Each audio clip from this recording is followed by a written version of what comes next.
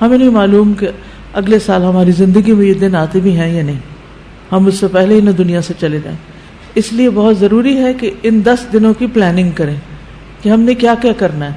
صرف وہ کام کافی نہیں جو ہم ہر روز نیکی کے کام کرتے رہتے ہیں، مثلا جو روٹین میں نوافل پڑھ رہے ہیں یا صدقہ خیرات کر رہے ہیں یا اور نہیں، مزید بھی کرنا ہے. صحابہ ان دنوں میں انتھک محنت کیا کرتے تھے. سعید بن جبیر ذو الحجہ کے 10 دن داخل ہونے کے بعد عبادت میں بہت زیادہ کوشش کرتے تھے، حتیٰ کہ وہ اتنی محنت کرتے کہ لگتا کہ وہ اس کی قدرت نہیں رکھتے، یعنی اپنے آپ کو اتنا تھکا دیتے کہ لگتا کہ بس اب اس سے زیادہ کچھ کر نہیں سکتے، آخری درجے تک. اب نیک اعمال میں سے افضل عمل جو ان دنوں کے لیے پسندیدہ ہے وہ اللہ کا ذکر ہے. نبی صلی اللہ علیہ وسلم نے فرمایا کوئی دن اللہ کے ہاں ان 10 دنوں سے زیادہ عظمت والا نہیں ہے، اور نہ ہی کسی دن کا عمل اللہ تعالیٰ کو ان 10 دنوں کے عمل سے محبوب ہے.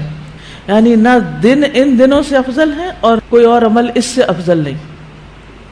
بس تم ان 10 دنوں میں کثرت سے لا الہ الا اللہ، اللہ اکبر اور الحمدللہ پڑھو، یعنی تحلیل، تکبیر اور تحمید. اب اس کے لیے یہ جو کلمہ نا سبحان اللہ والحمدللہ ولا الہ الا اللہ واللہ اکبر، یہ ان تینوں کلمات کا مجموعہ ہے اور اس میں سبحان اللہ کا اضافہ بھی ہے. اسی طرح اللہ اکبر لا الہ الا اللہ واللہ اکبر وللہ الحمد. ٹھیک ہے، اس میں بھی تینوں چیزیں آ جاتی، الحمد بھی آ جاتی ہے، اللہ کی حمد بھی آ جاتی ہے، اور لا الہ الا اللہ اور اللہ اکبر بھی آ جاتا ہے. صحابہ کرام جو تھے ان میں سے ابن عمر اور ابو ہریرہ رضی اللہ عنہما ان 10 دنوں میں بازار کی طرف نکل جاتے اور دونوں تکبیرات پڑھتے، یعنی مل کے بھی پڑھتے. لوگ ان کی تکبیر سن کر تکبیر کہتے، یعنی یہ پڑھتے تو جو سنتا تو وہ بھی کہنا شروع کر دیتا. تو لوگ ان کی تکبیر سنتے کا کیا مطلب ہے کہ یہ تکبیرات اونچی آواز سے پڑھ رہے ہوتے تھے. آپ دیکھیں گھروں میں اکثر لوگ گنگناتے رہتے ہیں یا کچھ، تو گھروں میں بھی تکبیرات اونچی آواز سے پڑھیے، چلتے پھرتے اونچی آواز سے پڑھیے تاکہ دوسروں کو یاد آ جائے. اونچی آواز سے پڑھنے کا مقصد اصل میں کیا ہے؟ یاد دہانی، کہ دوسرے لوگ بھی پڑھنا شروع کر دیں. پھر اسی طرح محمد بن علی جو تھے، ان صحیح بخاری میں آتا ہے کہ وہ نفل نمازوں کے بعد بھی تکبیر کہتے تھے. یعنی نفل نماز پڑھ کے، جیسے تہجد کے پڑھے یا چاشت اشراق کے پڑھے یا پھر اس کے علاوہ، تو وہ نفل پڑھ کے بھی تکبیر پڑھتے تھے. اسی طرح عورتیں بھی تکبیرات پڑھتی تھی. ابن عمر منا کے ان دنوں میں نمازوں کے بعد بستر پر، راستے میں اور دن کے تمام ہی حصوں میں تکبیر کہتے، یعنی وہ ہر موقع پہ کہتے. انہوں نے صرف نفل کے لیے خاص نہیں کیا تھا، یہ صرف بازار کے لیے ہی نہیں بلکہ بستر پہ بھی کہتے اور راستے میں بھی اور خیمے میں بھی اور ہر جگہ. اور ان میں سے کوئی بھی آپ الفاظ پڑھ سکتے ہیں، اللہ اکبر لا الہ الا اللہ واللہ اکبر وللہ الحمد، اور اللہ اکبر وللہ الحمد، اللہ اکبر. اسی طرح اللہ اکبر کبیرہ، اللہ اکبر و اجل، اللہ اکبر وللہ الحمد.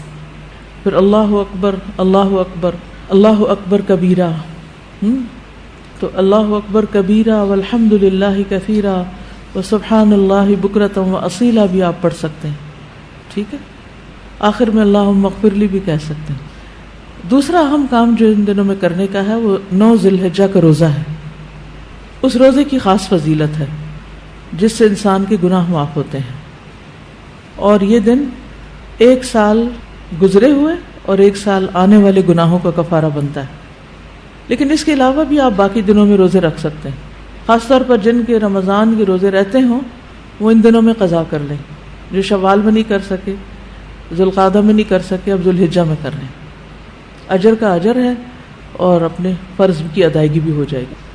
شوال کے روزے تو الگ الگ رکھنے پڑتے ہیں، لیکن یہ آپ ملا کے بھی رکھ سکتے ہیں، کیونکہ ان پہلے 8 دنوں کے روزے کو مخصوص نہیں ہے، یہ ہم نفلی روزے ثواب کی خاطر رکھتے ہیں. لیکن اگر قضا رکھ لیں تو بہت اچھا ہے.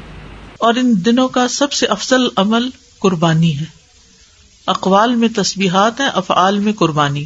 تو مجھے امید ہے کہ آپ سب نے قربانیوں کا بندوبست کر لیا ہوگا. اگر ہر شخص الگ الگ نہیں کر سکتا، تو مل کے بھی اکٹھے ہو کے بھی قربانی کر سکتے، کیونکہ جان کا صدقہ تو کبھی بھی کیا جا سکتا ہے.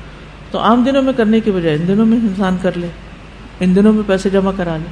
خاص طور پر غریبوں تک جو پہنچایا جاتا ہے گوشت، اس میں انسان اپنا حصہ ڈال لے. ایک طرف کیا کرنا ہے تسبیحات کی کثرت، اور دوسری طرف کیا چھوڑنا ہے غیبت، چگلی، تانا، فضول میں لغو باتیں، ہنسی مذاق.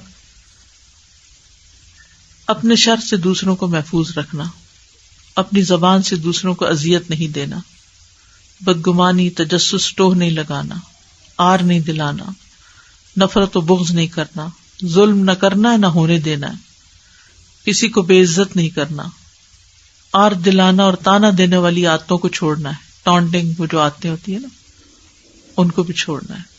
غصہ نافذ کرنے کی طاقت رکھنے کے باوجود اس کو چھوڑ دینا ہے. گالی گلوچ، بد زبانی، ان چیزوں سے بھی بچنا ہے. مسلمان کو ہر طرح کی اذیت دینے سے رکنا ہے.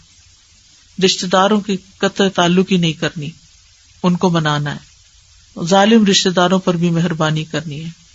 اپنے شر سے پڑوسیوں کو بچانا ہے. اپنے ایمان کی تجدید کرنی ہے. صبر اور عفو درگزر کرنا ہے. اچھا اخلاق اختیار کرنا ہے. اول وقت پہ نماز پڑھنا ہے. قیام لمبا کرنا ہے. ہو سکے تو تہجد پڑھنا ہے. روزہ رکھنا ہے. حج کے لیے تو چلے گئے ہیں لوگ، ہو سکے تو حج کرنا ہے. مالی صدقات میں اپنے اہل و عیال کی ضروریات پوری کرنا. ناراض رشتہ دار کو تحفہ دینا. اپنے بہن بھائیوں کی یا اپنے دوستوں کی ضروریات پوری کرنا. پانی پلانا. ایسا صدقہ جو خود کو محتاج نہ کرے کسی کا. ناراض لوگوں کو آپس میں صلح کرانا. کسی کو خوش کرنا، کسی کی پریشانی دور کرنا. پھر اپنے نفس اور خواہش سے جہاد کرنا. لوگوں کو اپنی برائی سے محفوظ رکھنا. اور صدقے خیرات میں کھانے پینے اور دیگر چیزوں کے علاوہ اچھی کتابیں، اچھے پیمفلیٹس اور خصوصاً اس ٹاپک کی اویئرنیس لوگوں میں کریٹ کرنا ہے. قرآن کی تلاوت میں عام روٹین سے زیادہ پڑھنا، اس کو انکریز کرنا ہے. اللہ سبحانہ و تعالی ہمیں عمل کی توفیق عطا فرمائے.